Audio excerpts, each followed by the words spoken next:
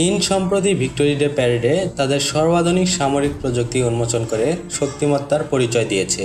এ সময় দেশটি প্রথমবারের মতো বিভিন্ন নতুন প্রজন্মের অস্ত্র বিশ্বের সামনে আনে। এর মধ্যে রয়েছে উন্নত মানের লেজার সিস্টেম, আধুনিক আন্তঃমহাদেশীয় ক্ষেপণাস্ত্র এবং সমুদ্রের নিচে চালিত বিশাল আকৃতির আন্ডার ওয়াটার ড্রোন, যা পশ্চিমা বিশ্ব, বিশেষ করে যুক্তরাষ্ট্রের জন্য নতুন উদ্বেগের কারণ হতে পারে। প্রকাশিত তথ্য অনুযায়ী চীনের নতুন আন্তঃমহাদেশীয় ক্ষেপণাস্ত্রটি প্রায় 11,000 কিলোমিটার দূরের লক্ষ্যবস্তুতে আঘাত হানতে সক্ষম। ধারণা করা হচ্ছে এই ক্ষেপণাস্ত্র একসাথে 10 থেকে 12টি পারমাণবিক ওয়ারহেড বহন করতে পারে। অস্ত্রটির নাম ডংফেং 5C।